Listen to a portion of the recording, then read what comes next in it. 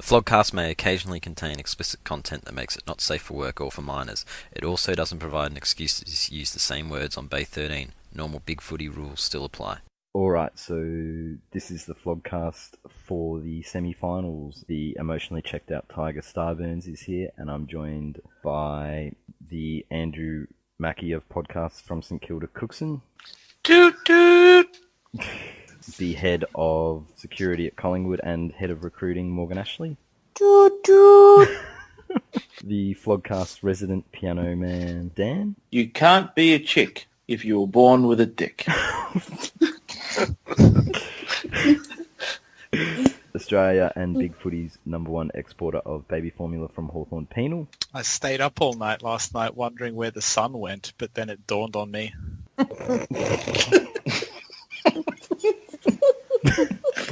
And the Mayor of East Geelong, Teach. Yeah, man, fucking get on with it. And joining us for her first appearance, the leader of Bay 13's Vag Gang from West Coast, Wooshette. Hi. Ooh, West Coast spoilt my fucking birthday. And on that note, that sounds very gooey about someone's tears. So goo or tears, what do we have? This is probably going to be the biggest reach around in the history of reach arounds, but I've got goo for us because hashtag we were right. Well, not all of us, but Morgs, Dan, myself, Cookie, even not Cookie. We were right all along about Damien Hardwick and the master coach that he is. Yes. And Yes. it's nice to see the Yes. fact that the board Sweet sparkles. Fucking hell. the board shared our belief in the coach, and they didn't pull the trigger when ignorant reactionary imbeciles like Starburns were baying for blood. And Richmond supporters are now reaping the dividends of that. And it's just testament to the fact that you need more level-headed people in the media like us to just call it like it is and back in a master coach when they see one and not just say, oh, they only got 7 wins, sack the coach. Just sometimes stability is what's required, and clearly our superior intellect has seen it all along, and so Get off the why train, my you goo is- stupid Nah. cunts. We haven't won the flag yet. We won a fucking final against Geelong. No, I'm with you, Sparkles. He's a dickhead. He should have been fucking sacked ages ago. Well, I already went here earlier in the year. This is the result of the off-season additions, and I will concede that Dion Prestia was a fairly decent signing by the football department, but certainly the addition of Blake Caracella is huge, and the Hardwick era has not won a flag yet. He's basically got you into the grand final. No. Don't fucking go there, because you don't know. I went you don't there. know Richmond. It's looking very easy now. This is You're playing an interstate team on Yes, the I MCG, know, and you've got to... That's when it always goes wrong for us. Nah. Can you imagine what would be more Richmond than losing a prelim on the MCG to West Coast? You've been Two been Eagles. panicking yeah, about of this all teams. all year because you said that you would piss away a top 4 spot by losing to Fremantle over there, and you came up, you won by 100 points. I This picked is us a new by, I picked Richmond. us by 10 goals in that game. This is a new Richmond. They don't choke anymore. Yeah. True, You know and it's what? because one person... I'll believe in you, Damien Richmond, Hard- when I see it. It's a very, very much improved Richmond, and you are a stubborn fool. You can't realise what's real. Penal kind of stole my thunder, really, because that was going to be my goo. It was going to be for the one and only Damien Hardwick. It used to be a debate. It wasn't really a debate, but it's clear. He is the best coach. Scoff at your own He is the best. goo for him. Listen, I've been on the Hardwick wagon all year from start to finish. Yeah, He's it's like clearly the most best coach facetious of the thing year. ever.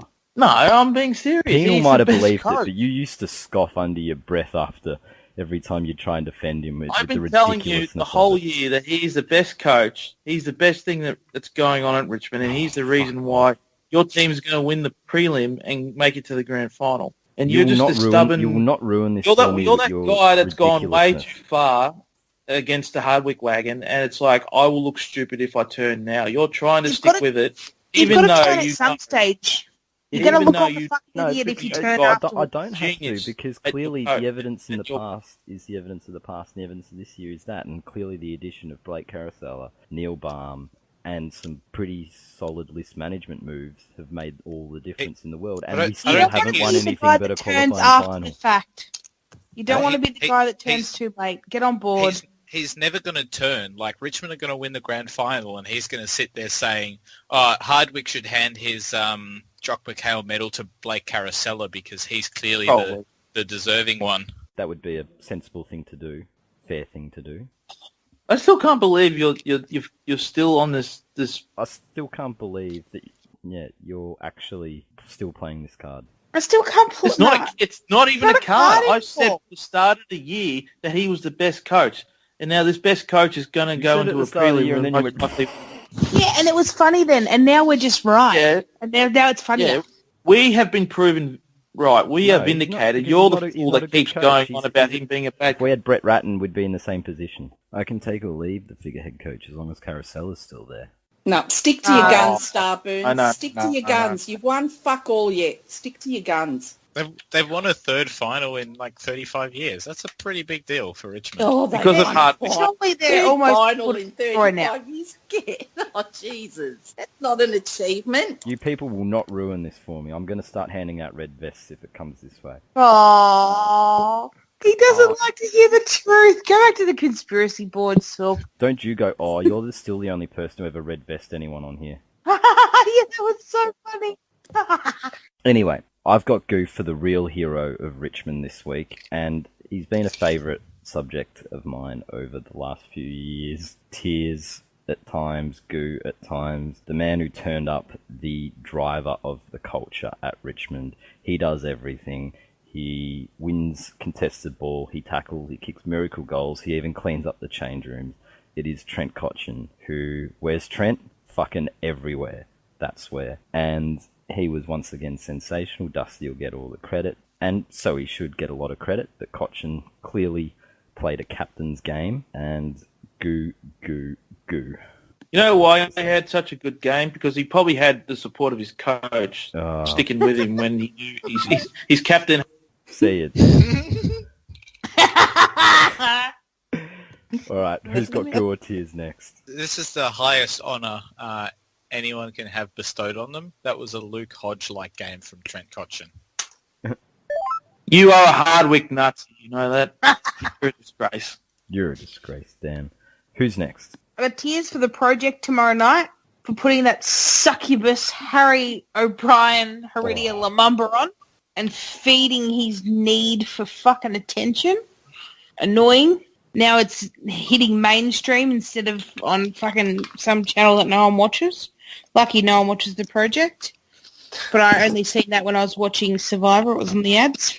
That would be a torturous panel too. Like, imagine you've got one bullet and you've got Harry Waleed and Steve Price. Who do you shoot? Oh, my God. Who do you Jesus shoot? Christ. I shoot Harry, then I use him to beat up the other two to death. Because he's a blunt Fucking instrument. hell. The correct answer is actually none of the above. Carrie Bickmore. Well, the correct answer is yourself. I've also got tears because when I was waiting to watch Survivor, Waleed mentioned Richmond 17 times, annoyingly. Never mentioned it before. Get off the bandwagon. Well, he did mention before when he gave Basher Hooley a character reference. Oh, well, but that's just biased then, isn't it? I could find a fucking Collingwood supporter that would go and defend Alan Didak's crimes too. Could you find any Collingwood supporters to defend Harry? Nah, not one. I've got goo for Richmond. I've got goo for them booing the Geelong players. It was fucking great. Oh, we'll come to the crowd. I thought you were gonna have tears for something else though, real quick. I got tears for Hurricane Irma. Hurricane Irma, you inconsiderate slut. I've got a holiday in a month and you've just torn apart all That the fucking hurricane island gets I've got. around. Yeah, fucking Irma, dirty whore. She's ruined my holiday. She's I'm wet gonna and have- she's nasty. What can you say? Ugh. I'm going to have goo for something that gets quite hated on throughout this podcast, but Channel 7. Oh. I yes, know where do this go is on. going. Channel 7 decided that we do not condone cheating, and they just sliced away somebody's chairing off in Guard of Honor, which I thought was a very good decision. Oh, yeah, very, very well trolled. They took their coverage off site. at that particular time. It's just a perfect way for his career to end. Supporters did not take it well. That was pretty lolsy, especially because his dad works there. Yeah, so they'd probably have to go to the news so his dad could tell us the sport. But no, just back to Morgs' thing. Why does Hurricane Irma bother you about those holiday destinations? I thought you've always wanted to be on Survivor. Oh no, I'm not cut out for Survivor. I'm really good at watching it. I'd be good at the mental stuff, but I don't do dirt, and I don't do not showering, and I don't do things with Killing chickens. that you break nails. No, I don't kill animals, and no, not interested. I'm very happy for season 35. We'll talk about that next week. I'm not going to be doing my own surviving. No. That's soft. Princess needs a bed. I'll go goo for the Freo board after the Eagles game. Fucking hell. That was one of the best reads I've ever had. The guy that we ruined his fucking birthday. Oh, you know, like they weren't even playing. Like, I don't, you know, there's so much bitterness and hate there. It's just classic little brother syndrome, and it shone through that night. You know, they're still going too. They haven't stopped. There's not a single thread you open on that board that isn't about, you know, the Eagles, what scum we are, you know, and it's gorgeous. It's delicious. I love it. It's funny how your games seem to be getting some serious melts on team boards that don't have anything to do with them of recent times, considering that Melbourne won the other week. Because everyone's thinking, how the hell did we even get there? Or let's face it, we've been pretty average. We haven't won a game at the G for, 28 years or something, you know. And here we are again going into the, you know, deep into finals again. You know, GWS is doable. Cameron's out now too, and Mumford. And Adelaide was 2 games ahead when we played them, so they didn't really give a shit. All they wanted to do was, you know, get through without injuries. So that was a nice, easy ride for us. And then last week, I mean, it wasn't an easy ride, but a win like that that's just going to do so much for the morale of the team, you know. So even though it was a tough game and people reckon we're going to go in tired, I reckon it's going to be the opposite. I reckon we're going to go in full of beans, and we've got a very good chance. And then we come up against Richmond in an elimination if we beat GWS. If somebody had said that halfway through the year, you'd say, you know, you're a dickhead, you know. But here we are, and I think people are just like, how do we do it? How do we do it? You know, we are an average team. I've been reading the Freo board, and if you win next week and then you beat us, then you'll just keep overrating your list. So it'll all be okay. Yeah, I know. Yeah. Oh, yeah, it'll be a great thing because, yeah, that's right. And then, you know, even if we make it to the grand final, we're going to lose. So the further we go, the better it is for the Freo board because, you know, then they can laugh more. So that's the way they look at it, you know. About you being really shit and matching their best ever performance in a season. Yeah, and where did they finish on the rally? Like bloody 20th or something, you know. So that's the problem. They can't get there no matter what they do and how hard they try. And we don't even, I mean, we're average and here we are again, you know, and it burns. It fucking burns them. It kills them. I reckon if you were friends with that Freo board flog, he'd have defriended you by now. With all the other ones. Oh, I don't have any I do. Freo, Falcon and Alley Cat, you know. But besides that, I don't have any Freo friends in real life. He dead. No fucking way. No, I don't do purple. No, I don't even have anything purple in my house, so, you know, I won't. I don't have Freo friends, just a couple on big footy that are pretty good, but that's it. That was enthralling, the Port and West Coast game. And then afterwards, the camera panned to the crowd and there was his poor, forlorn... He would have been a 20-something-year-old Port Adelaide supporter. That guy was going ape shit, though, all through the night. No, it wasn't him. It was someone else. And this poor guy, he looked like a quiet little public servant, probably worked for Centrelink, so as if his life wasn't shit enough. And he's got these Coke bottle glasses on, and he was just completely despondent and crying. And I thought, you poor bastard. So I felt bad for him for about 5 seconds, and then turned over and watched a comedy movie. But yeah, tears for him. And Yeah, he would have been. I'll bet half the Port Adelaide supporters wouldn't have got paid their Centrelink benefits on the Monday because he would have had a day off sick. Were you talking about the fat rangerfuck who was always going apeshit Starburns? No, I saw him. He looked a bit like Tormund would look if he got on the pies. I thought we were talking about Pipe cats. loaders. Or speaking of stupid people in crowd, what about cats, man? Or about weird There's one from every team, Cookie. There's always some dickhead who overdoes it, and they'd set off a metal detector like a nuclear bomb if they went through it with all the shit they wear. Let's go straight into the reviews on that note, and we'll stay with West Coast and Port. It wasn't a game that reached great heights, but it was close and it was contested, and it had everything a good game should. It was dramatic. Yes, very dramatic. As a North supporter, I've seen the ducking and that sort of shit cost my team games of football against West Coast, but to see it happen against Port in the final was pretty good.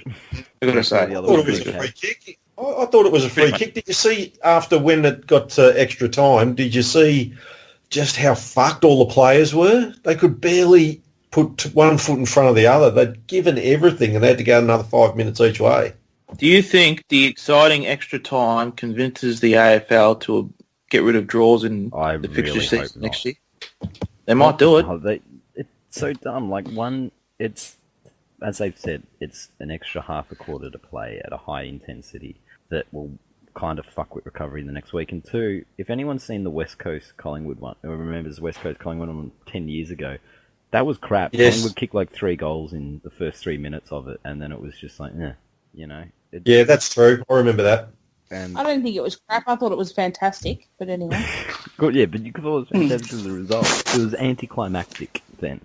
Look, I'd rather have a game like that. I'd rather have a game like that than a game where, we dominated and won by 20 goals. You know what I mean? No, but I would. I like the drama. I like the fucking going hard.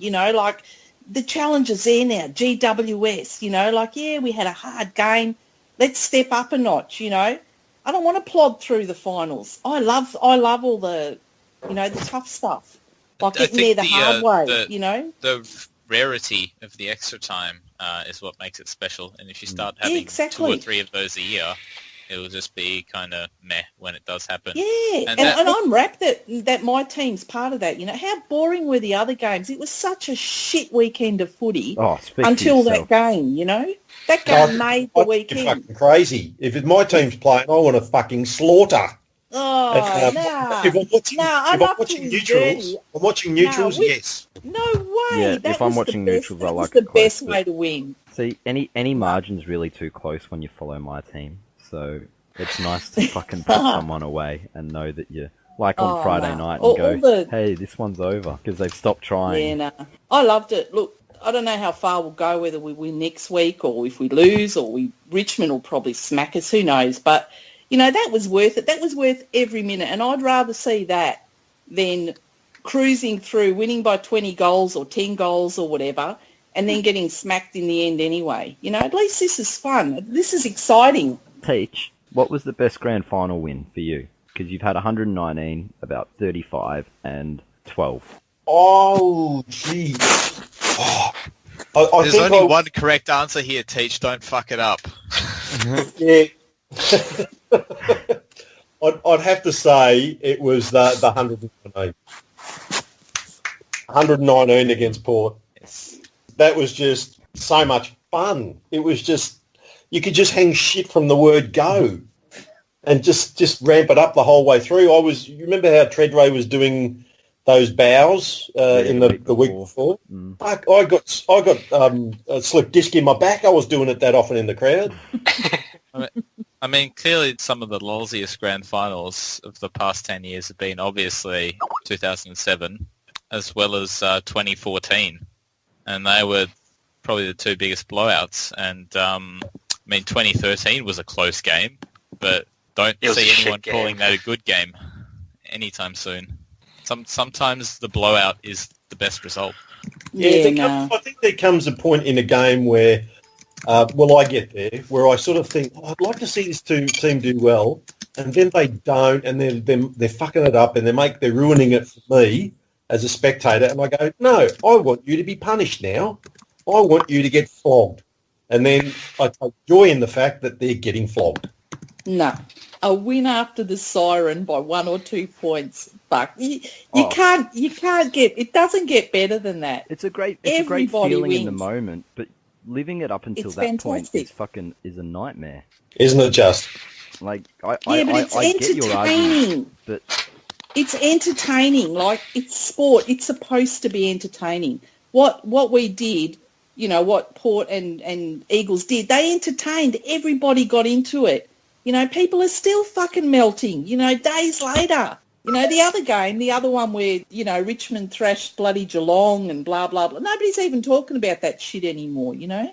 Look, I personally like it. I love seeing my team. I like seeing my team go down and dirty like that, you know. Let's get off the margin, the spectacle of the game, to some of the talking points of the game itself. And I think that even though West Coast got out to lead and Port came back, I think you could tell that Port were going to fuck it up eventually because they lost their heads. Like, Dixon fucked up and choked in front of goal. Paddy Ryder literally completely blew his top over one free kick and wasn't the same for a half. Like, has anybody ever seen that? He exploded over that one thing, then got out-rucked by Petrie. It's just like he was so put off by one free kick that it ruined him. Yeah, well, that's just mental weakness, isn't it? I mean, you got to move on quickly from that sort of stuff. Yeah, but he didn't. It's just like, how do you not? Look, they had one of those nights where nothing went their way. That, you know, nothing went their way. The umpires favoured them probably, but then at the end of the day, it doesn't matter how much the umpires favoured them because we got the decisive call in the end, you know, which a lot of people think was the wrong call. Some people think it's the right call, you know. I think it was the wrong call, but absolutely Port got such a fucking armchair ride up until that point that they should have been further than 4 points ahead or whatever it was. It shouldn't have. The last call shouldn't have been an issue. They even had the goal review go their way when Chad Wingard toe poked it and Luke Hodge was there to lay a smother and smother him into the post. I think in the end it all kind of evened out, you know. Yeah. I know I'm going to probably sound one-eyed because I'm an Eagle, but I think it was a free kick. To me, it looked like he grabbed him too high from the start. You know, and you know, you're shrugging and ducking out of a tackle. That's what you're supposed to do. You're supposed to try to get out of a tackle anyway. In the heat of the moment, you can't always dictate which way your arm's going to go or which way your head's. It all happens so quickly, you know. I think there's enough. I think there's enough evidence from Shuey, Selwood, and a few others that they can decide where their arm goes.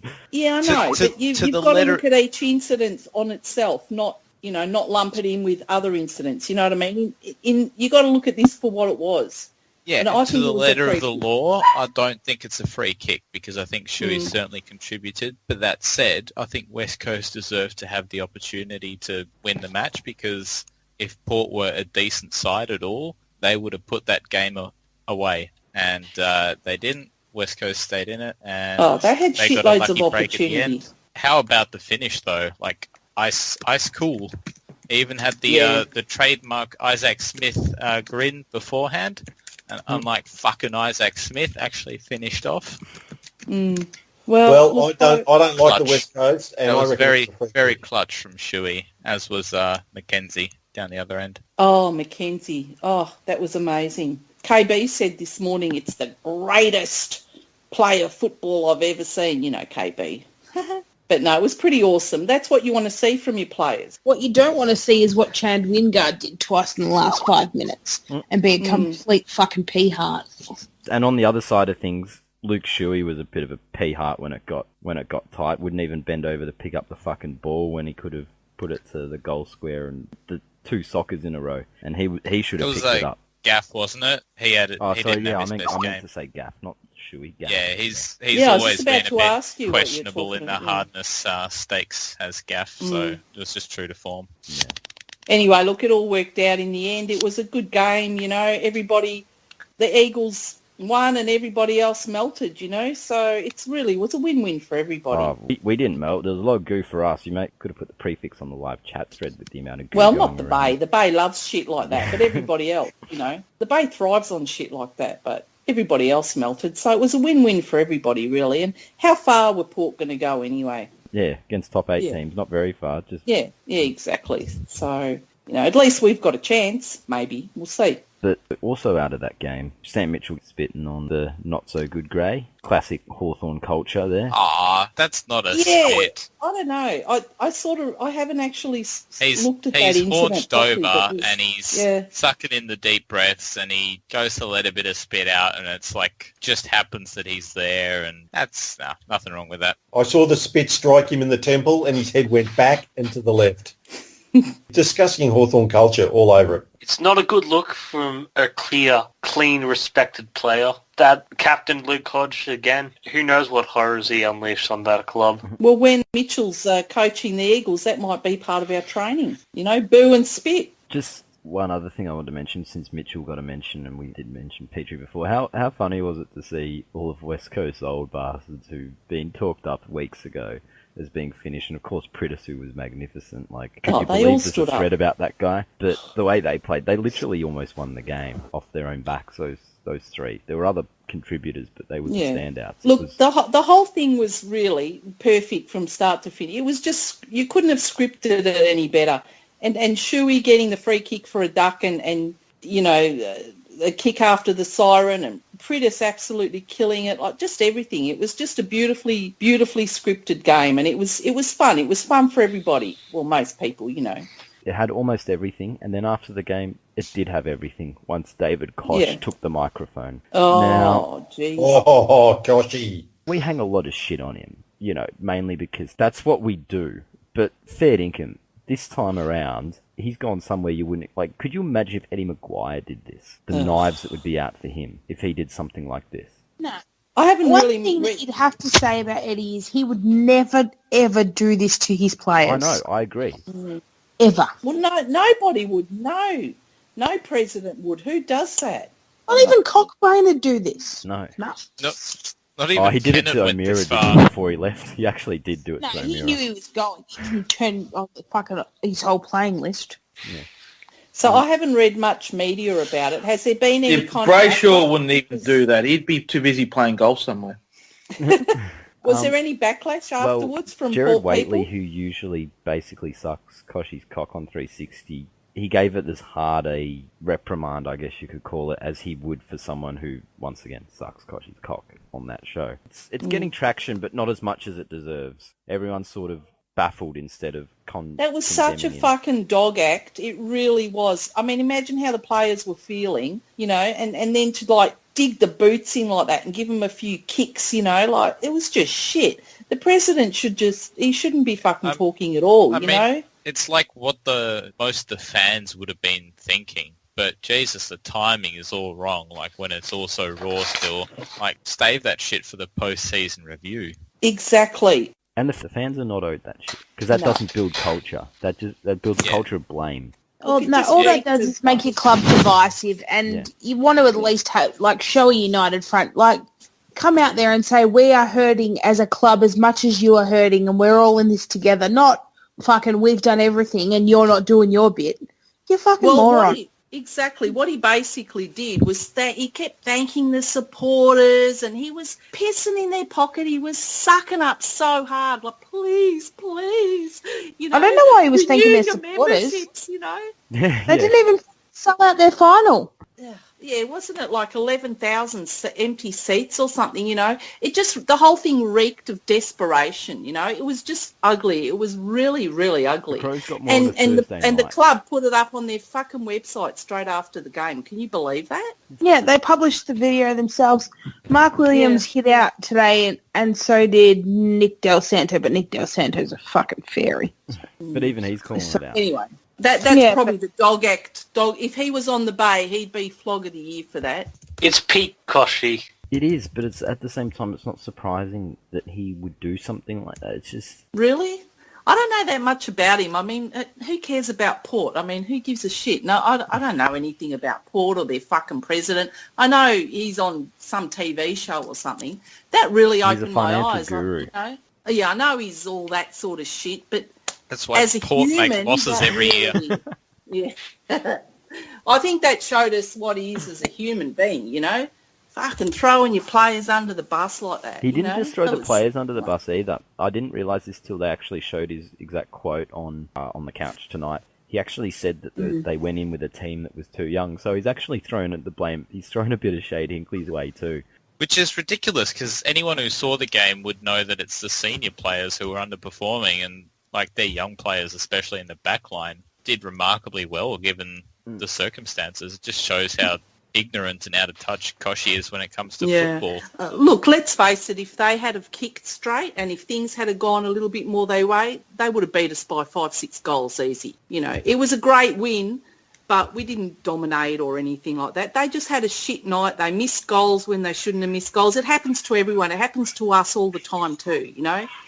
It's not like they didn't go out there and try. They didn't deserve what he did. I don't think. It was great to beat them, but they're beaten, mate. They're in the rooms. They're probably crying. They're going to feel like shit for a long time. Did anyone see the young kid crying on his... In the arms of his mother, yes.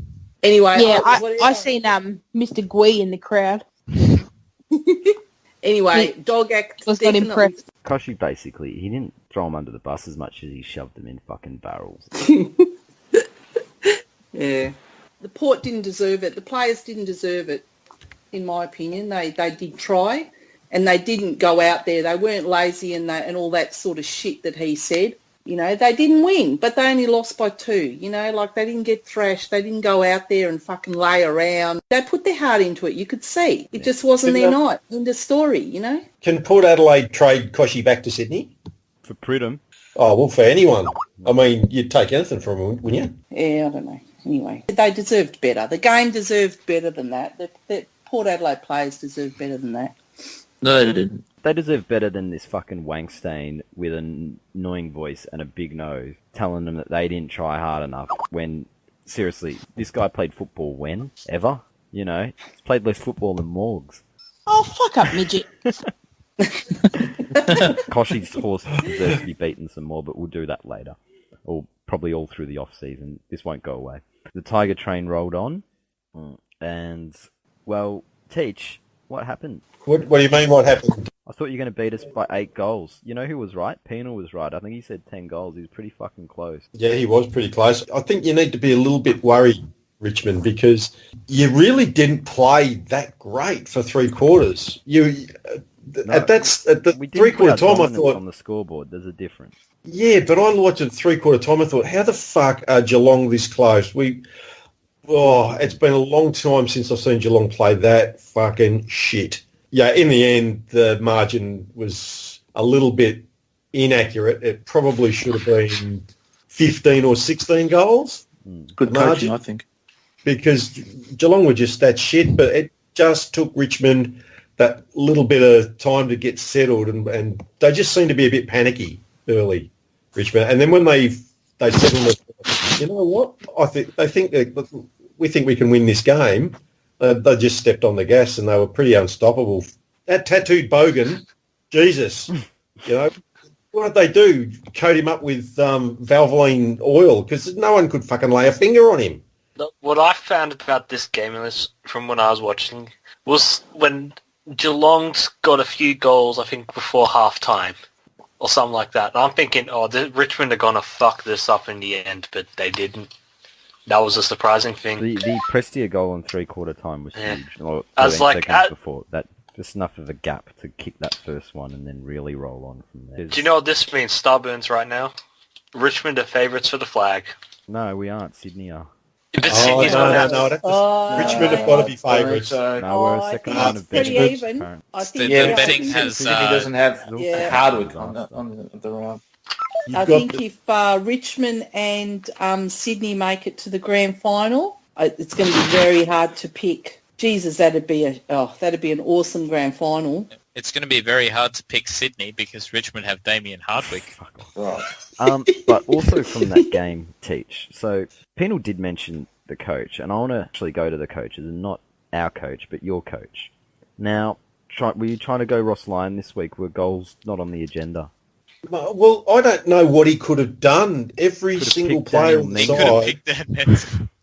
Yeah, it wouldn't have made any difference. I mean, I don't think player... so either, but it's the wrong mentality, isn't it, surely? Nah, they were just the entire team was terrible. I can't think of a player who had even a half-decent game. They were every single one lost their position. So it wouldn't have mattered what Scotty did. He could have worn, he could have gone out on a unicycle juggling fire sticks. Nothing would have worked. It was just every player was beaten, every player was down. But I just don't understand that. Like, surely you pick your best 22, and he's in there. Like, if Jordan Murdoch's still in your best 22, what the fuck's wrong with your club? Well, I don't know. I don't run the show. I mean, I just turned up and watched it and said, "That's shit. I'm out of here." And Fat Boy Motlop, like... Oh, don't. Oh, now you've done it. Now you've lit the fucking fire. That useless, fat, turtle-eating prick. I tell you, I would have... If I could have got down to the fence when he was close, he would have been dragged into the crowd, and you never would have seen him again. No one would have heard from him again. And I just would have walked out whistling like Homer Simpson, like nothing had happened, and they'd never find the body.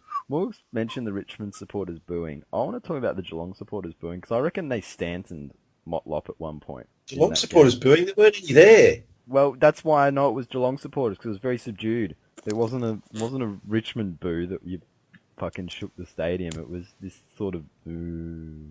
I think it might have been boo. I think you were hearing boo-earns. But he was pathetic. They were all pathetic. I mean, I'm glad that you had a good time, and where my seats were, I thought, oh, fucking look at this. We're surrounded by Richmond supporters, and as I said to you before, Starburns, you have my sympathy because all of the great vast majority of your female supporters are fat pigs. So why did you go home with you?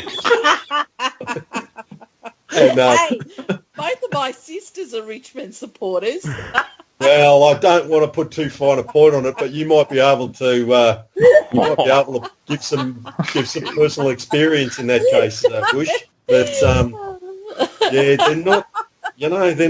not making any magazine covers. I'll tell you that. No. You're actually not too far wrong, but yeah.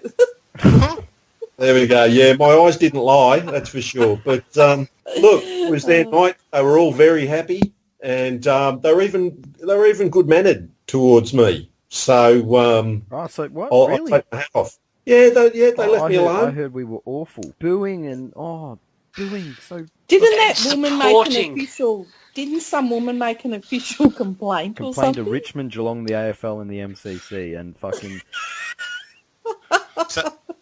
Some woman is L-Dub now a transgender?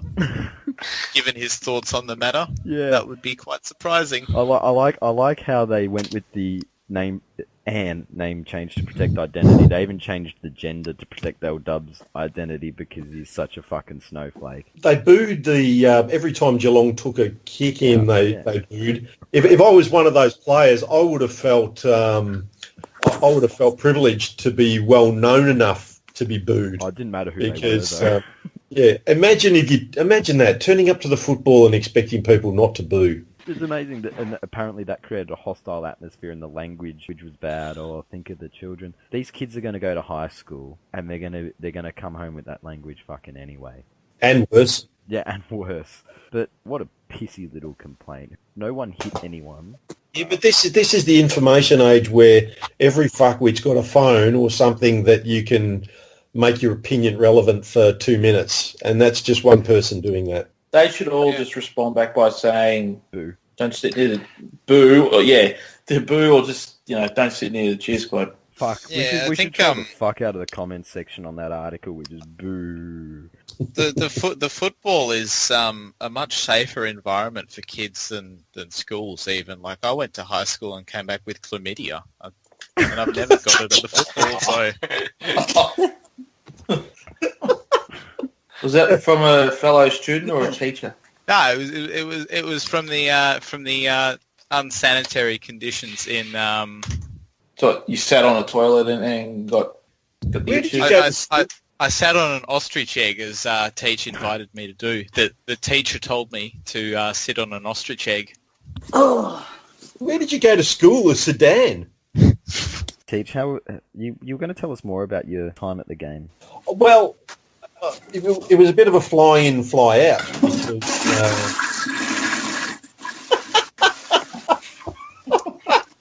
It seems to be a new thing. If you debut, you got to flush the toilet. I had to pee after that. I felt dirty. But yes, I did have quite a good time. I'm not in Melbourne currently. I will be returning in You're a in few East weeks. Geelong, yeah? No, I've been living for a while now in Byron Bay. But East Geelong is anywhere because it doesn't really exist. You know it Bay. does. You fucking doctored that map. You know East Geelong exists. Yeah, but I will be returning. But I did do a fly-in, fly-out to attend the game and to meet up with a friend. And, we attended the game for as much as I could stand until I thought in 5 to 10 minutes' time they're going to sing that fucking song and I'm not going to be in here when they do it. Early? Yellow I and didn't leave black. early. I always leave early when we're getting pummeled. You know that. I've told you this before. This isn't the first time we've been through this. That's poor form, Teach, I have to say. Yeah, no, that's piss week. Yeah, it is pretty Shove it up grass because they get my money, they get my dedication. What they don't get is to torture me. And when I decide it's over, and I leave. Nah. I've been to so many games at the G where the Eagles have been absolutely fucking pummeled, and I'm always there till the end. No wonder your players Always gave there. up in the last leave. quarter. You Teach. wait till the end. The leader of You the clap. team. That's all you fucked leave, off on Teach. them. Well, Nah. as I was walking out, I looked onto the ground and Motlop turned his head and he looked up the race and he could see me and he could just see me giving him this death stare. And I just mouthed, He wasn't trying before that, so yeah, but I just mouthed, he could read my lips. I just said, you're fucked. So he wouldn't have got the team bus back. He would have taken off. We won't see him again. He'd be living in fear. Whether you're going to kick him in the head. No, I wouldn't do that. But, you know, I'm like Chuck Norris. I can kill with a look. So what would you do to Motlop? He's not going to trade him. No one wants him now after that performance. No, That's I'd awful, Abby. need to be able to put him somewhere where he could not be a danger to any other people ever again. North. So I'll But I probably thought the Geelong forward line was that place. no. There's, you know, there is the odd occasion the ball will go down there. He's a danger too is the buffet. Yeah, that's true. So Maybe Port Adelaide can pick up another Motlop and see how that works. What's the I most think- vegan Can AFL you club? imagine what Koshy would say about him?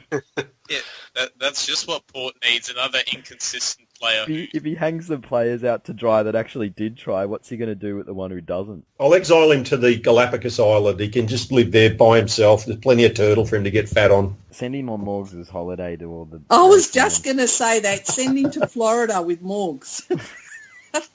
I was about to say the same thing. There'll be all alligators will eat him. The fucking alligators eat him. He should have gone on this season of Survivor so that he could have a battle with Tara as to see who is more fat and useless. Motlop would win. But yeah, how soft are Geelong fans? Seriously, oh, we can't hear the song. Oh no, everyone's booing so bad. The Richmond people were mean to us. And don't forget, over at Subida, they did the exact same thing, remember? Was that where Chris Scott wouldn't take his children? Yeah, I will never take my kids to Subi again. Oh. Remember that? What a bunch of soft cocks. The atmosphere was amazing, and the Geelong crowd is soft cocks. Fair income. I would have expected this from fucking Essendon or Port Adelaide or something, or the Colas, but really. Look, as much as we hang shit on Richmond and like to laugh at them, every Richmond game is a great atmosphere. Every Richmond game I've been to has been fantastic. But, you know, you can't fault their supporters. You really can't. They get into it. Whether they boo, whether they punch the shit out of each other, no matter what they do, it's That always happens a lot. fun to be there. Oh, I know. Well, I've seen it. Me and Morgs have seen it. We were sitting there and two groups of Richmond supporters, they had to put like a wire, there was a fence separating them. Their arms, they were putting their hands through the fence trying to kill each other, weren't they, Morgs? Yeah, they were like fucking animals. They were animals, you know, and I was sitting, it was at an Eagles game, and same, we won the game at the end on a free kick, a couple of years ago it was. It was so feral, but it was so fun. You know, they're animals, but we love them for it. The zoo is always entertaining. Yeah, that's it. In order for a proper capitalistic free market economy to function, you do need the poor. So, you know, they have to be Like there. Geelong, the town. Is that why you didn't turn up because your supporters are poor? What is this? I'm not, but you are joke? You tried to call somebody else poor, but your supporters didn't turn up. Geelong's not that far down the highway, guys. Get in your fucking car, get on the fucking train, Buy a ticket and turn up. Sucks. And on the quotation marks, Anne, just on how awful the atmosphere at the MCG was, has Anne never been to fucking shithole stadium? Because I bet you there was no one at the MCG on fucking meth on Friday night, but guarantee down at the shithole. That's all that they're on. That being, I will say, in Anne's after a win. In Anne's I bet you they have toilet meth down there, not toilet speed. I'm just going to say, in Anne's defence, I have sat at a football game with Richmond supporters and they were tripping balls. They did nothing, though, admittedly. Seriously, nobody is going to harm you, and L-Dub. You can say what you want. We all know it was you. Obviously, Mrs. Dub let you out for the night, and you were looking for a bit of backup. Don't know why you went to Starburns, fucking idiot. But you feel the need to go home before half-time because you're scared. Well, Princess, perhaps his big wide world ain't for you.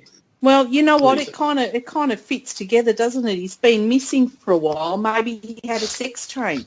And you know, the other day I said something to him about, true.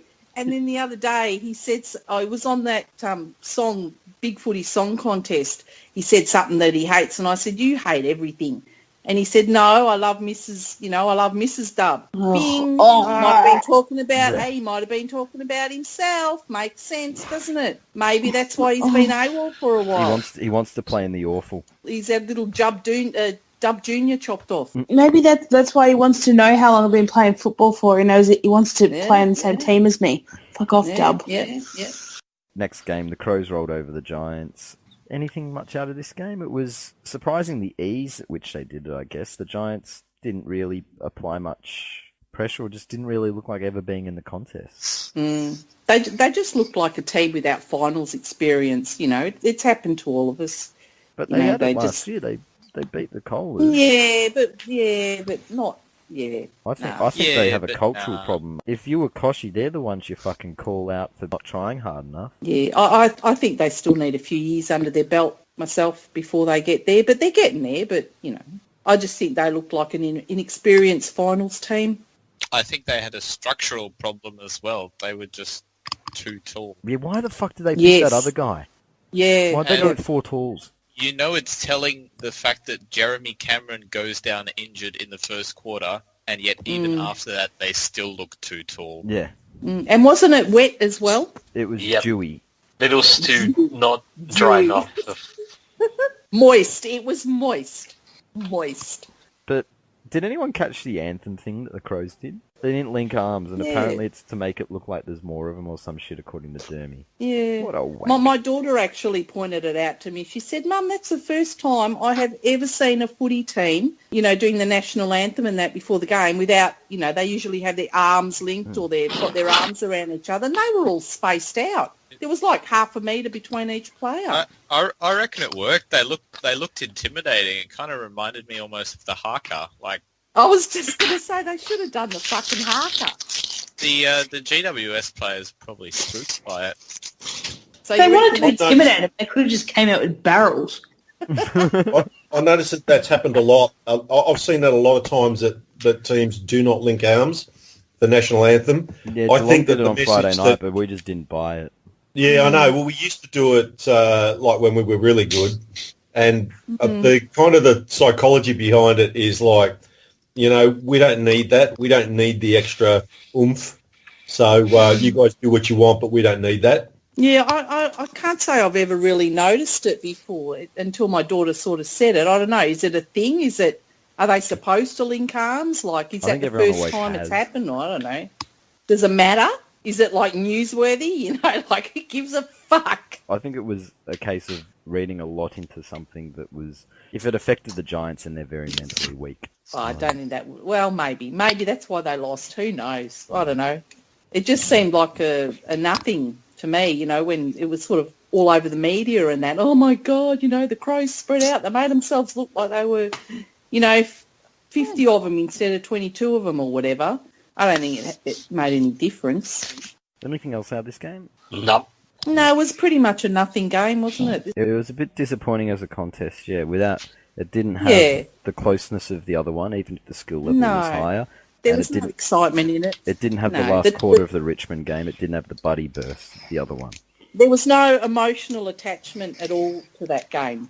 Adelaide have been top all year, and GWS are they just played like a bunch of inexperienced kids. There was nothing really to take out of it, I think that's being generous to them. I don't think they tried hard enough. I don't think Maybe not. I think it was nice to see Sam Jacobs get a win and play as well as he did. Oh, yeah, that's true. That was the emotion. I just wish everyone didn't ask him about it. Yeah.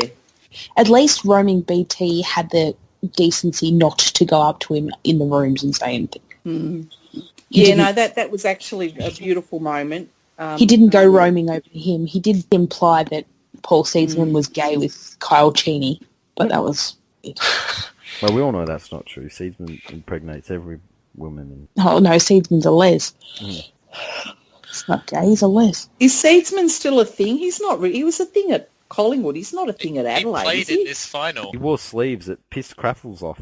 Mike Sheehan said that Collingwood made a mistake because Seedsman had 12 touches in a final. Fucking Jesus. He's played 3 games all year and he had 12 touches. Get off it, Mike. He kicked a nice long goal, and with Smith doing his ACL, probably kept his spot in the side with Sloan to come back in. He'd be better than fucking Braden Maynard. He wouldn't be better than Jeremy Howe, which is what we got with the pick we used. So. Okay, let's move on to the last game. Kohler's ended Jab's career, buddy. 10-goal quarter. This was pretty lolsy. This will be great when Goddard's movie comes out, this part. We all expected this was going to happen. It was pretty predictable.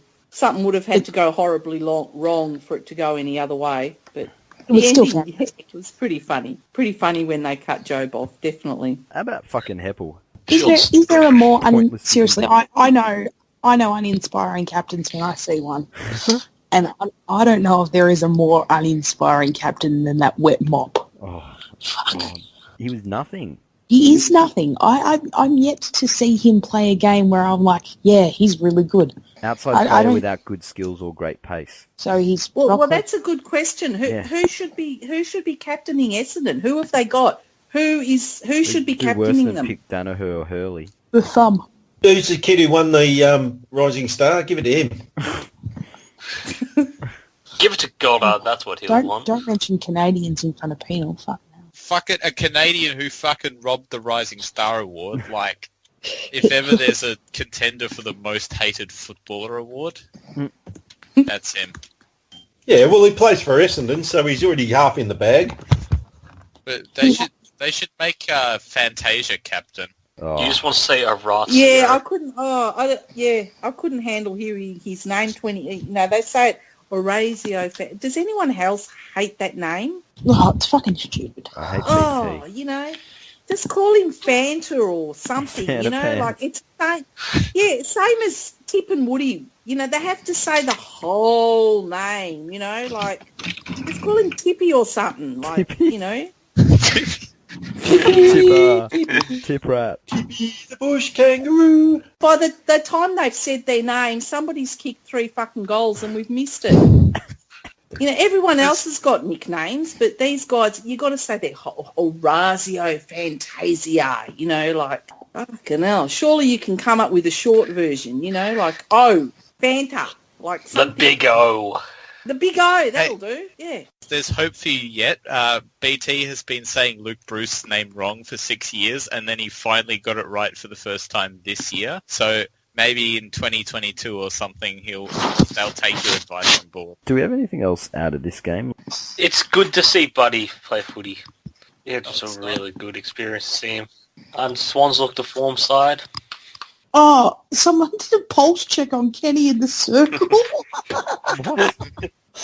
Did you when they were singing this song, whoever was next to Kenny gave him a pulse check. Fucking hilarious. I was crying. Oh, God. The unfortunate thing is that there was one. No, that's probably why I was checking. He was hoping he was dead. Let's go to the talking points. And we'll begin with... This is a subject Dan's going to enjoy, I think. In the Awful next year, there is potentially going to be a transgender player Hang on, why do you say I'm going to enjoy this subject? I'm against this subject. That's why you're going to enjoy it. Yeah, I think you're going to enjoy saying your piece. Yeah, well, I've got more of a piece than some of those athletes that are going to be in the league. A mixed-male handball player has had a sex change, is still built like fucking Tarzan, and with hair like Jane, and wants to play in the awful against fucking some of the players in that who aren't exactly big. Like Daisy Pearce might have a massive forehead, but she doesn't have a big frame. That bloke has got a big frame for a bloke. I mean, he's massive. Oh, I'd love to see him cave Daisy's giant head in. This can't be right. Like, yeah, it's a tough one. It's a tough one in this day and age. We all want to see people doing what they love to do and what they want to do, and everyone's got the right. But yeah, there's got to be limits in sport. It's supposed to be an even playing field, exactly. And you only have to look at that person, and it's not an even playing field. It's difficult, but fuck what they want, and you know what? That's unfortunate for them that they actually were not in the situation where they felt they were most comfortable. But if you make that change, you can't play professional sport. Stiff shit. There are people with plenty of other issues that, will prevent them from playing sport or achieving whatever it is that they want to do in their lives. Like, I don't know about all professional sports. Certainly team-orientated sports and definitely contact sports. I think any sport, you cheat your opponents. Sports. You cheat your opponent by actually with the physical advantage. Well, it depends on the sport, though, I guess. Oh, well, darts. Yeah, but Olympic weightlifting would still... You can't have that. Yeah. Don't they go by... They test the testosterone levels or something? And if they're below a certain level, then they're sort of deemed okay to... Well, that's where it gets a bit murky because... Yeah. So there's people on the main board claiming to have had like PhDs and degrees in physiology, and they're claiming that people on the main board claiming to have PhDs, and you're I'm not believing it, but what they're saying always bored. No, but it kind of makes sense. I mean, it's what this one guy was saying, that the amount of treatment that this Hannah Montana guy's been having. Montana. The amount of treatment, the hormone treatment that she's been having for the past couple of years won't make much difference to her overall strength and stamina, and it's just even though her body size. I mean, it's just and her body size. Just look at the body size, She's a brick. Yeah, you know by looking at her that she should not be playing in that competition. No. Against some of the players in that competition they're semi-professionals. They're not even able to completely focus on, being professional athletes because they do still work day jobs, so they can't bulk up to the same degree anyway. Like, they can't do all the weights training, they can't do all the endurance could training. Seriously open up the floodgates, because if you let this person in, then you have to let all the freaks in. I'm sorry. In 5 years' time, there could be 10 plus transgender athletes in the women's league. And what happens if they win all the individual awards? Look, that transgender lady that came on, Christy, was it, or Kirsty? I thought she was brilliant. She answered everyone's questions. She wasn't hysterical, you know what I mean? And actually said that, this probably shouldn't be happening. Like, exactly. Who else knows? She was who else very knows level. better? Yeah.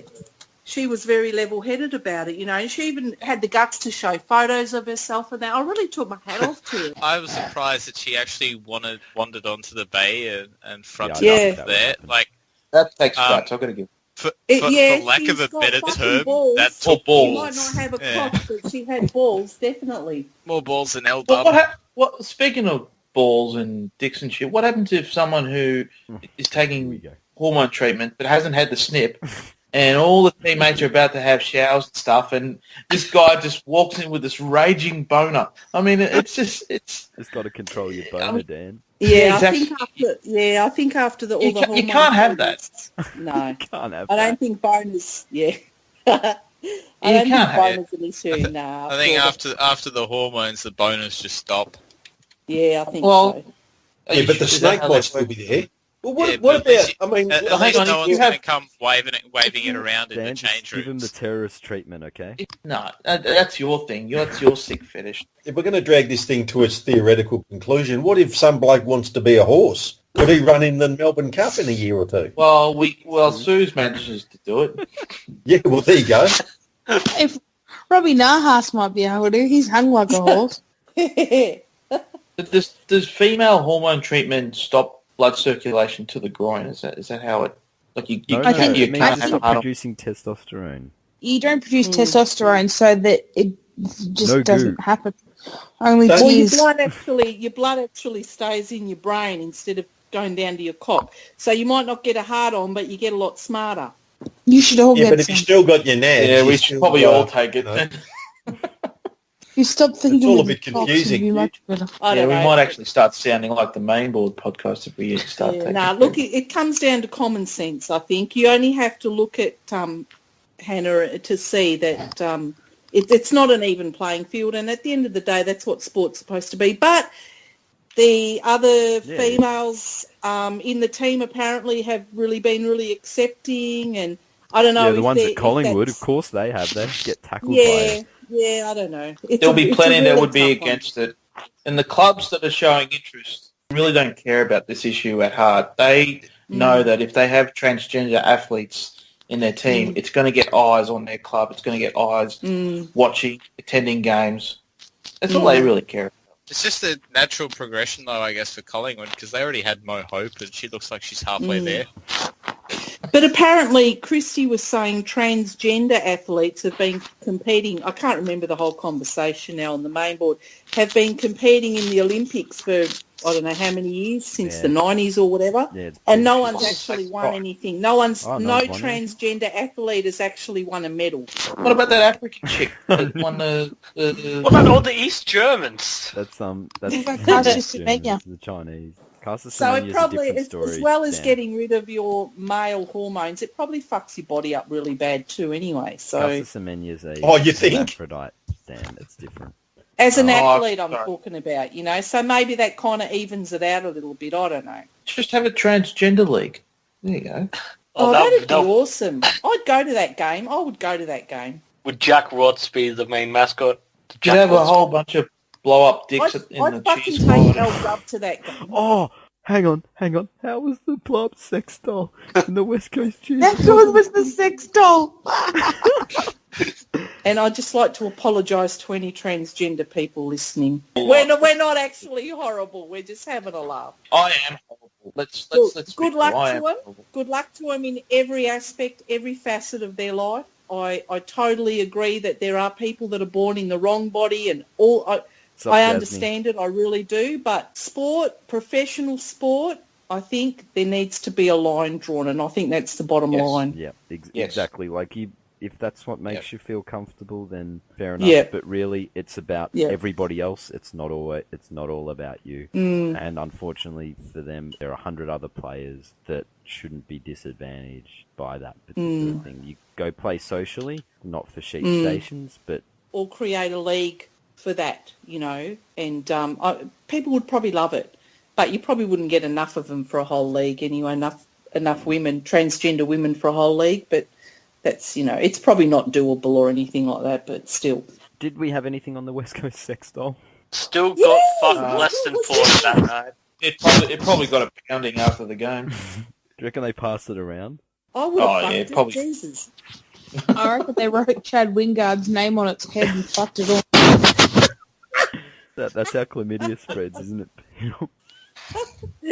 What from fucking Chad Wingard? Probably. Mate, love us or hate us, we're entertaining. You've got to admit, West Coast are entertaining. That's got to be the most magnificent thing I think I've ever seen from a cheer squad. It's genius because you just blow it up when you get inside. It's like tucked in your pocket. You take it out, you blow it up, and it's just there. How often do you do it, Dan? Oh, yeah, all the time. I mean, I'm surprised you guys And haven't you know noticed what? it. It added to Stop Port's it. attendance. It made Port's crowd look a little less pathetic. There you go. They won't need tarps, so I'll just fill the stands with blow-up dolls next year. It would be a good It was promo. certainly- Here, sit next to your blow-up doll, then you can take it home and murder it. Yeah, maybe I'll send you out 2 scarves so you can blow up dog and hold one up. You'll get more homeless people attending footy games, I promise you. They'll have to make new blow-up dolls that have their arms raised in the air just so they can hold the scarves up. Speaking of, how fucking cringeworthy is it that was allowed to be done in final? Fuck me. What? I missed that. What? Never tear up our tarps. They did that. Oh, my God. Oh. It's plastic, it's cheap, but that's Port Adelaide. It's Koshy. This is another thing Koshy's bought. Nothing else on transgender player? No, but I don't. But that was. Yeah, I didn't comment on it. I don't know how I feel about it. I'm gonna leave it alone. It's a tough one. It's a tough one. Definitely, it's a tough one. I'm big on inclusion. I don't know how I feel about it. To main board, but whatever. The way I think about it, if that was my child, would I want them to have the same opportunity to play sport? Yes, I would. Yeah, absolutely. If that was my daughter, I'd be supporting her 100%, no matter what she wanted to do. But what if it was your I kid see it from the coming up Chelsea against... Carlton angle, and he's been pretty vocal on the subject this week. Yeah, which is the reverse. If it was your own child, you wouldn't want them to have to compete against. Yeah. Compete on that. No, it's a tough one. There's no answer. There's no answer to it. We just have to go with the flow. That's the way the world's going, and we've got to accept people. You know, we can't exclude people anymore. Those days are gone. You know, and we don't want to. Who wants to exclude people? I'd like to exclude Essendon supporters as well. I'd like to exclude the flat earthers. Oh, no. No, don't say that. What about me, the old mate Kyrie Irving? We're good mates now. I love Kyrie. Anything on Stringer to Essendon? Stringer's leaving the Dogs. Don't know though. He's definitely leaving. He won't go. I don't think he'll go to Geelong, even though that was Come reported. to North. I'd take him. Yeah, fucking oath. I'd take him too. Yeah, he's a high caliber player. The Bulldogs are mad to let this guy go. I agree, but at the same time, I reckon in the wrong environment, he could be a mess. And I reckon Essendon. Imagine him in a team with like Goddard and a few of those other flogs. I reckon him and Goddard punch on, but I could see why the Dogs may need to get rid of him if he's destabilising the environment. Blah blah blah blah blah. Some people just aren't cut out for certain groups. Geelong needs someone to fill the void. They need someone to fill the void left by Alan Christensen. He won't go to Geelong. Oh, is that what Stringer did? Has Stringer been a dirty fence jumper? No, JJ was a fence jumper. JJ was dirty. Him. Maybe he should chop his dick off and play in the Women's League. Stringer's been traded out like Kent Kingsley at Geelong. He's been forced to leave like Sando. Teach, we're up to that time again for the episode. We have 2 more sets of grades for you to give. Oh, I've been thinking about this too. Yeah. Which one shall we start with? You decide for us. Which one do you want to start with? Okay, well, let's go with Port. Okay. Where did that good season come from with Port? A few years ago, when they played finals and they looked like they were on the verge of something. They were just fitter than everyone. That's it. I just think the NL was right, and they weren't that good. They were foxing. They were foxing because they got some guys who can just turn it on and look a bit sexy and good when it suits them. But Jesus, they go missing for big patches in games, and they look like they're going to string together some really clever bits of play, only to fuck it up. They've got some real potatoes in there that just don't contribute, but continue to get a game. They've got 2 genuine stars in Robbie Gray and Charlie Dixon, and the rest of them are plotters. They just haven't reached their potential. All that, that hype of a few years ago, the fittest team in the league, the best fitness program, it just fizzled out. So they're the Jared Wade of football clubs. Yeah. They kind of are. They're going to, one day, probably 2055, they might reach their potential. But where am I going to grade them? Huge Johnson's already picked the team for then. Yeah, going to have C. C for Port. They could have got better if they weren't so up themselves with their own. Yeah, that's a bit with their own predictions. So a C. C. They lost to the team that should have finished 9th. Yeah. No, I'm sticking with a C. These are my grades. Yep. No, fair enough. I would have gone D-, but yeah, it's your grades. They did make finals. They did make finals, and they got to play a home final.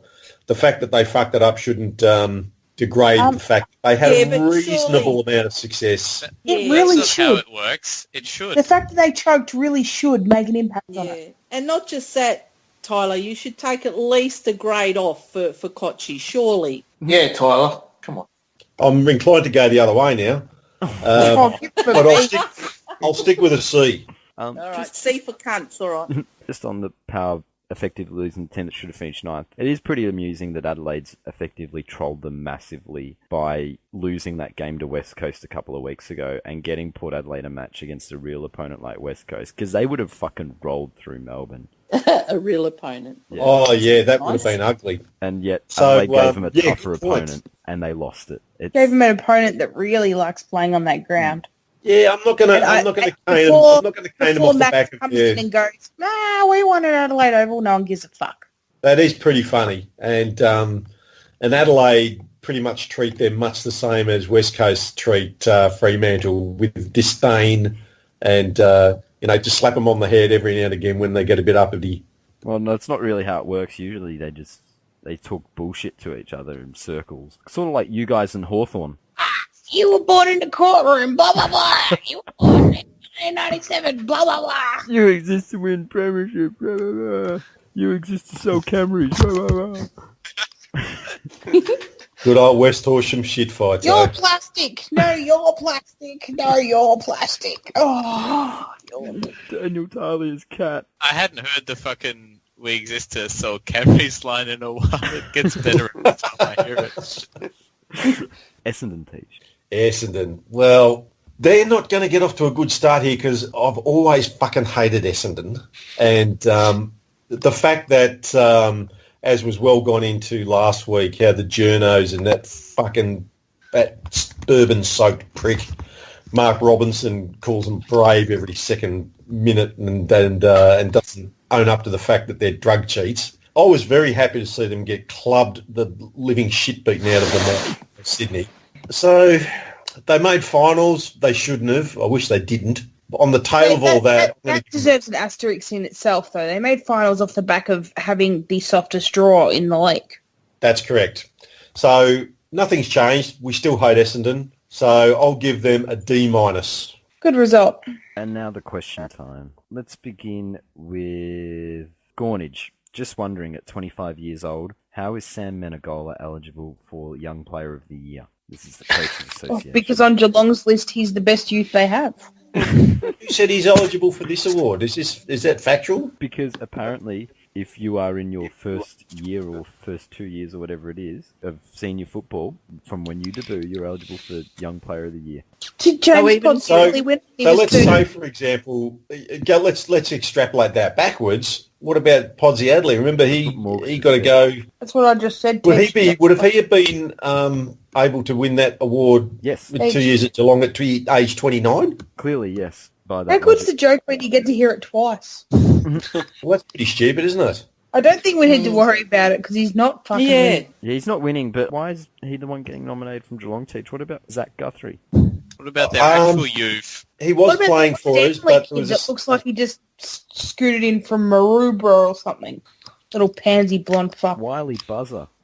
And, Wiley Coyote. And here's a question. Like, what about Podsy Adley a couple of years ago? Would he have been eligible? Shut up, baby killer. Baby killer? Why is he baby killer? Because he's flogging off all of this poison bloody baby formula. He's feeding. I'm feeding the world. Yeah, for purely self-gain and financial reasons. He doesn't care that it's full of fucking salmonella and Chinese babies are dying every second day. That's what business is, mate. Yeah, I know. What a prick's act, though. Capitalist. True one. Yeah. He's just trying to get to Canada. Man's got to do what That's what he is. It costs a lot of money to enter that country. Doesn't it? I think they got a war against letting baby killers in, though. On the subject of young players, Smeghead wants to know, is Drew Petrie Rookie of the Year? Yes. I don't know. Is he eligible for Young Player of the Year? Or... Sure, why not? Would James Podsy Adley be eligible? I can't think of any. I can't think of any other rookies that would be in that vein. He's had a pretty solid year considering what they've thrown at him. I don't think the argument of Nick Nat coming back next week is particularly strong. There's no Mumford for the Giants, and the other two have played well. Nah, Josh Thomas. As much as it grates me to say it, Starburns, what about Caddy at Richmond? He's not a rookie. Caddy's had a good year though, TG. Why is everyone ignoring Josh Thomas? Who? Josh Thomas. The drug cheat. It's best rookie of the year, not best Uber driver. He was a rookie. What a comeback. Good story. It's a good story. Yeah, drug. Yeah, it's a great story. Yeah. Good story. Poor guy. He just got caught with toilet coke. Yeah, it happens all the time. Big Birds wants to know, what was more satisfying, West Coast knocking out Melbourne or doing Port in extra time with a dubious high free? West Coast knocking out Melbourne, duh. Nah. And it wasn't just West Coast, it was us too. Port produced the Freo melts. Port. We won everything. We won the internet. We won the game. We won everything. No, the live ladder was the best. The fucking live ladder. So which one's better, Woosh? No, they're both like probably what we did to Port, but the other game was pretty. If I've ever seen but pushing Melbourne. The Port one's out better, I think. Yeah, the Port one's pushing better. Melbourne out by You might point. see that one time in like your lifetime. Fucking Yeah. after the siren extra time. Yeah, we've never seen anybody miss out on finals by such a margin like last that. game of the year. But the only thing with that one is after losing Adelaide, to 13. Yeah, the only thing with that is though Adelaide really didn't care that much. They're clear on the ladder. I think they just wanted to get through the game without injuries, so that kind of takes a little bit away. You know what I mean? I don't think they were going 100% the whole time, whereas the Port game, I think, was just that little bit up a notch. So, yeah, the Port game. But still, the other game, like knocking Melbourne out by 0.00001% or whatever it was, that was pretty funny too. And that was a great way to say goodbye to Subi, you know, not like those, you know, like Fremantle, they lost by, 150 points. Cookie, did you have a question you want to ask? So, Starburns, what's it like knowing that other people are jumping on the Richmond bandwagon? Like, how does it feel? I'm all about the more the merrier in this regard. Like, I was happy when Jasny was an emotional supporter. I was happy with that. You can all jump on. You can all change your teams. I don't care if... As long as Cookie doesn't jump on your wagon, you're fine. Yeah, sorry, yes, of course, yeah, He's the sorry, kiss of Cookie, death. yeah, you can fuck off. I meant to say that part too. Yeah, sorry, Cookie, you're the no cookies bandwagon, no cookie kiss of death. Sorry, mate, but it's just... People are either one of two ways with Richmond. They want them to fail miserably and go out in straight sets, or they want them to go on and actually I think win a people are having flag. a bob each way on it this time. If they go all the way, so be it. If they lose, they'll sink the boots in. It's a win-win for many. Yeah, there's no real loser if Richmond make the grand final, because either way it's going to be great. Yeah, I mean, we on here we really can't lose because if they win the premiership, then we get to talk about how great Hardwick is. But if they lose, then it's Cookie's fault. I think that's answered the question somewhat. So we'll have one last question that I guess will segue us into this week on the Bay, and it comes from LW. Question for the panel: are you still a shit bloke if you're a woman who changes teams? Are you asking for a friend, LW? Well, I barracked for Adelaide all year, so due to red mist, losing a bet to Misty. But there was no I'm a shit fucking bloke. problem with that. No fucking mods have a right about that. It sounds like this is a shot at Jasny to me. It's very sexist from LW, very misogynistic. I have a question Oh, for gee, Dan. that doesn't sound like Dub. So, Dan, are you still a shit bloke if you're a man who changes gender? I suppose, yeah. How do you answer that? Well, You don't. We'll go to this week on the Bay. We'll begin with Thread of the Week. There were quite a few good ones. Oh, the bandwagon thread by Captain Blood. Plugger had a few good ones. Top 4 minus cheat ground equals was pretty good. Pack lunches, Geelong small game specialists. Of course, the match thread for Port Adelaide West Coast.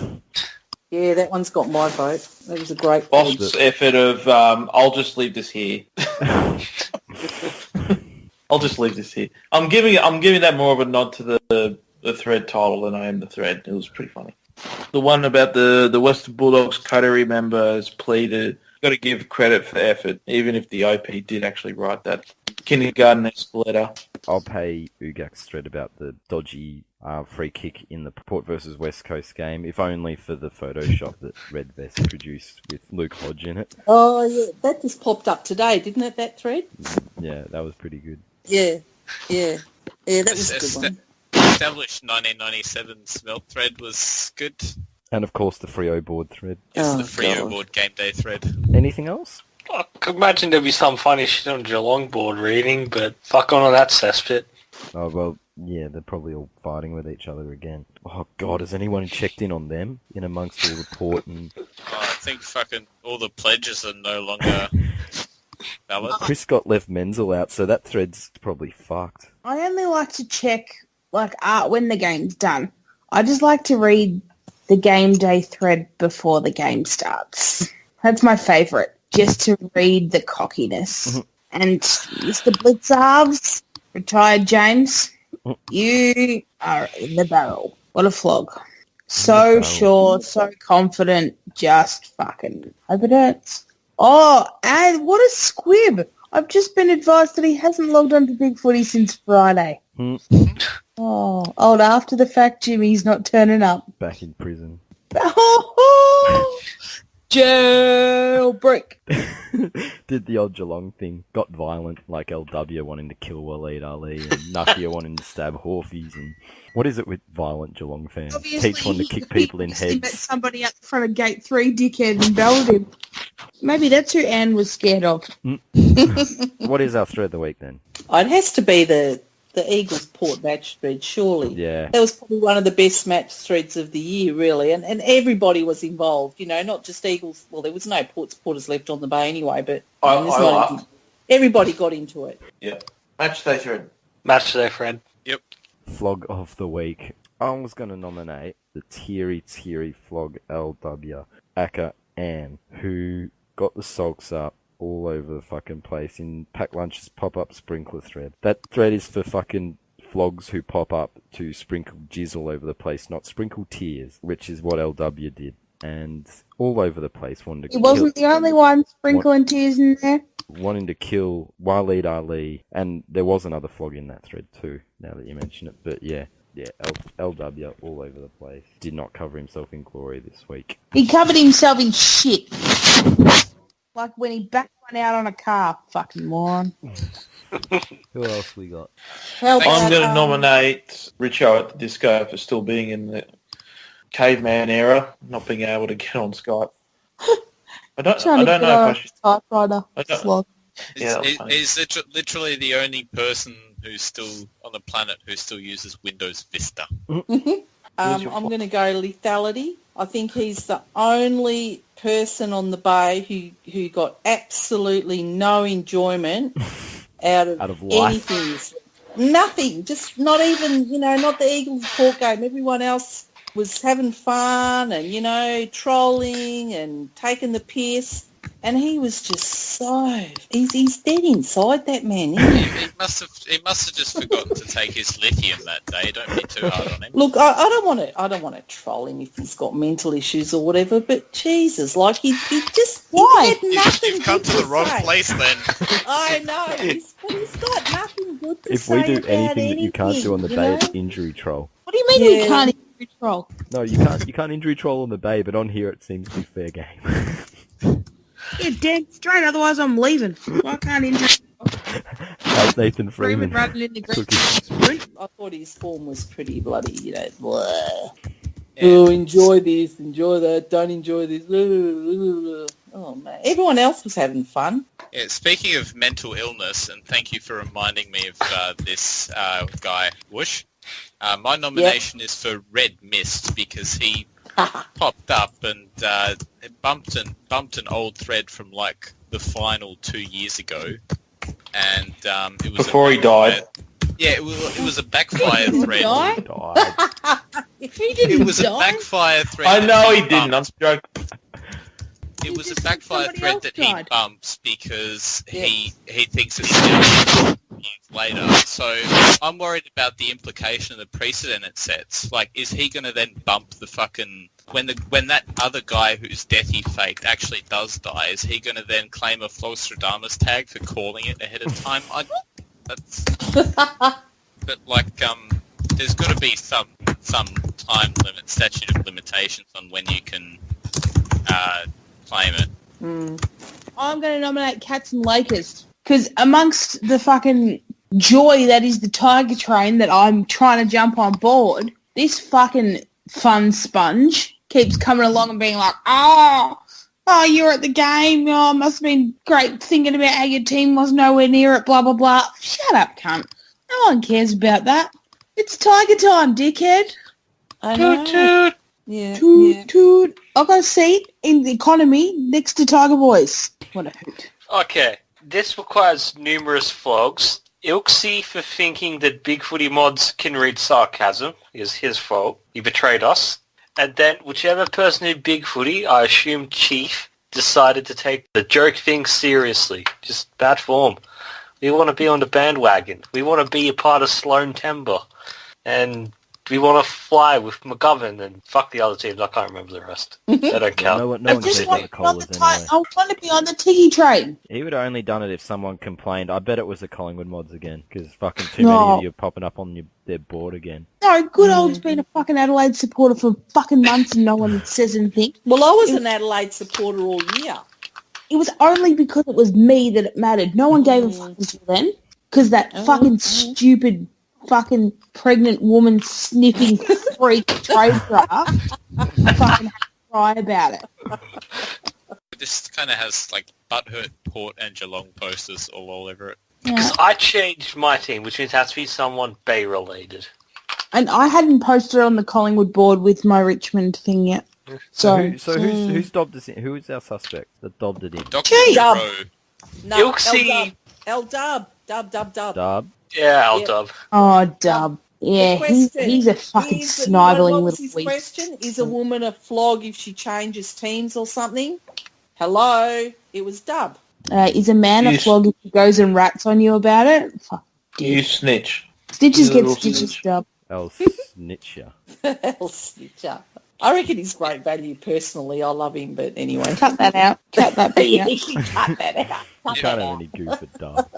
No, so Chief wins, yeah? Good. Yeah, I love Chief, it. yeah, I reckon, yeah. give it Give to it to Chief. Chief. Give it to Chief. That's He's petty. been you know what else he's been doing? He's been white knighting all the blokes without cocks on the main board lately. All the transgender hippies. He's There it is. ultra paranoid about the perception that his little forum has that makes him a good earning to the Australian public. He doesn't want Big Footy being the potential homophobic or transphobic footy forum. So he's gotten onto the front foot. And Got to protect that ad revenue. yeah, you got to sell your soul and make sure the money keeps coming in, because he doesn't give a shit about transgender people. He's just worried All about Richmond himself. supporters. Yeah. Yeah, Chief doesn't care about Right. Richmond supporters. Yeah, nah. Flog of the week. That's petty as. Right. Flog of the week. Chief. If you can't jump on the Tiggy bandwagon now, then, yeah, nah. I think You deserve LW is it. getting off very lightly. I've got to go LW. That has to be Dub. Now, I'm Dub. Chief gets the dishonourable. And PJ gets the dishonourable too for melting up that thread. Like, he was arguing with Dub and he was actually not winning because he was making a dick of himself as he went with it about how many years he's been on Big Footy and why he's only shown up to the Bay now in the pop-up sprinkler thread. Talk about pop-up sprinklers. I want to send a big shout-out to my mate Probetus. Hey? Didn't he pop up at the right time? Let's go to next week's games. That's really all that's left. We'll begin with the first one, which is on the Friday night, the Colas and the Cats. Does anybody give Geelong a chance in this game? I give him No. a small chance. Oh, God. Everything's got to go wrong for Sydney and everything's got to right for Geelong, so no. I'm with Dan. I give them the tiniest of chances just because bigger ground for Sydney than they usually used to congesting, and Lonergan plays Buddy well. They went- He's injured. Yeah, They but went they straight played- sets a couple of years ago. I don't think they'll do it again. I still think they'll lose, but I wouldn't be surprised. It's Sydney going to be just looked too good. be a And bad- Buddy's in his absolute... He's just at his absolute best at the moment. I can't see it. But I he can't. saw, It though. has to go horribly wrong for Sydney for something like for them to lose. They need Horribly wrong. Dangerfield to play the game of his life, and they need Selwood to play the game of his life. As They Well, long really as need hoping, Buddy to break his Shouldn't have leg played at this the week. same time. yeah, the Yeah. Buddy doesn't play the game of his life. I It's think just- But- it's just going to be a repeat of the prelim last year. Just Yeah, that's what I'm Sydney feeling. have Geelong's measure. It doesn't matter if it's the SCG, MCG, or the cheat ground. It could be played anywhere, and Sydney would still win. Sorry, But as Teach. this, it's been that sort of season where there's been some really strange upsets and really upside down games. So anything can happen. But if all the stars are aligned, there's no way Geelong are going to beat them. No way. I don't want to tip. You can get fucked. We're going to lose. We'll lose by heaps. We can't beat Sydney. Just we match up very poorly against Sydney, and they'll smash us. Yeah. And they are at their absolute best at the moment, so...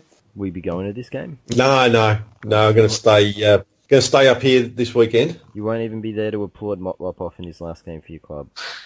No, He's staying. They it can't wouldn't get be rid good of for him. him. It wouldn't be good for his well-being, and I might well end up in prison. So it's probably a good idea I'm not there. Like retired Jimmy.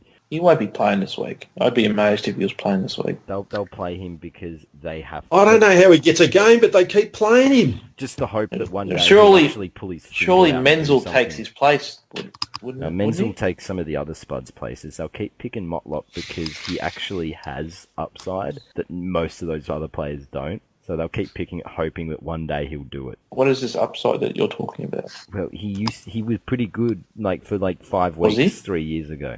5 weeks, 3 years Yeah, ago. it's like Jack Watts. It's the same. It's the Jack Watts principle. For years, he was picked on the hope that he'd do shit. The Jared Waite principle, the Jared Waite potential. principle, yeah. No, Maybe he needs to move to North to unlock it. No, this Motlop to North shit is garbage. It's not happening. He's coming, Dan. Get used to it. Motlop to no one would want him. But isn't it funny how after such a season, where really everything and anything that can happen has happened this season, yet the finals have just been so one-sided and so Average and shit. Yeah. very average and shit, the season, one of the best seasons I can remember for a long time. It's because the quality of the teams in the finals is still pretty low, like all things considered. I think we'll And- see things change in prelim week, but that's just me. Yeah. The cream, there's really, who is it? Sydney, Richmond, Adelaide. Well, you'd think That's it, really. You'd think Adelaide Sydney will be a good game. Richmond should easily account for whoever they face in the prelim, though. But you don't ever back that. You know Richmond, you don't. You never back people haven't Hardwick. been on the train long enough. Always back Hardwick. Speaking on who we Never are back playing, Hardwick. who do Richmond play? We'll tip that game. Who do Richmond play, West Coast or the Giants? Well, Shane Mumford isn't going to be playing in this game, so I'm tipping GWS. Yeah, I think GWS are cooked. I think they're cooked, and I think the West Coast will get up. Yeah, I think West Coast will get up. I reckon the old extra time's going to hurt West Coast next week. I reckon they're going to be a little bit... Yeah, see, I think the opposite. I think we're full of ourselves at the moment, and we didn't suffer any injuries or anything. We're going to be a little bit sore and tired, but I think once you walk onto that ground, I don't think that's not going to bother anybody. We came through pretty well unscathed, but with very high spirits, and I think that's going to do us well. But I don't know. Look, as much as I love my club and I'm rapt to be here, we are average. So I haven't got any expectations. I just hope for another really entertaining match, and that's, I think, all you can hope for. Anybody can win this game. There's no clear favourite. And hopefully you win and you keep overrating your list.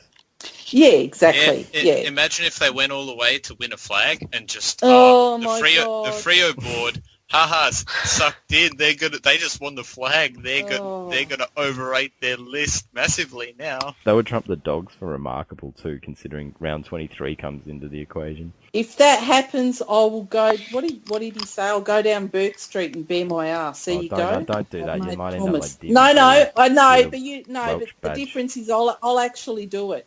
If we win the premiership, I'll actually do it. I will. She probably All right, I'm going to stay up here for a few more months. Anyone tipped? I think the Eagles might get up. Might be a Richmond Eagles prelim. And Alex Rand's going to shit himself when Drew Petrie comes near him. Back in GWS, Josh Gallagher to get them over the line. I would love West Coast to win, but I just reckon GWS are going to go small for this game, and they've looked the best that they have all year when they went small. We haven't kicked a 20 behind game for a while, so we're due for one. That's my biggest fear. Yeah, where we play well, but we just miss everything. We haven't done that for a while, so I'll probably just jinxed us. But, yeah, anyway. I'm not really very confident. I'm hopeful, but I'm not. I think I'm just shocked to be here, to be honest. I'm just shocked to be sitting here. Yeah. That's what Ernie says. But if we beat them, we play Richmond in the prelim. I mean, get the fuck out of here, it's probably a little bit too much to take in at the moment. So I'm keeping the lid on. Oh, you're coughing again. You're unbelievable, you know that. Oh, what? Fuck You're off. sick every week. You're sick I every can't believe week. you're still alive. Yeah. Go to your local GP and get some tablets or something, will you? For what? You're like the Walking Dead. I I have mean, fucking you're asthma, nearly Papa. dead, but you just keep fucking going. Well, use your breathe in a paper bag or something, will you? Just I have an asthma puffer. Unfortunately, it's a preventative, Use it. so you have to use it every day. And unfortunately, I got way too drunk on Friday, and I forgot to use it all weekend. well, how do you forget to use it all weekend if you're using it all the time? Well, I was very hungover on the Saturday, and I didn't do much other than move from the couch, and then it sort of... So we have to suffer your You cough have to because suffer, of your you laziness. Poor fucking cunt. You're coughing all the time. It's annoying. It's just, Oh my God, who's had the flu this year? Who's had the flu? Clearly not Dan. He's a picture of health. Starburns has had the flu as long Oh, as my- Suze has had a broken arm. It just never Oh. seems to recover. How bad is it? How bad is it? I have just had the flu all fucking winter. And not just any flu. I'm talking like can't get out of bed for a week, like, Bird flu, you know, like swine so flu, bad. Yeah, the bird flu. equine influenza. Oh, it's been the worst year I can ever remember for flus. But I anyway. actually haven't had the flu at all. Oh, The mate, Suze- you are the so Suze flu. lucky. Anyway, this was the Flogcast for the semi-finals week. Starburns joined by Teach, Bye-bye. Wooshette, Bye. Dan,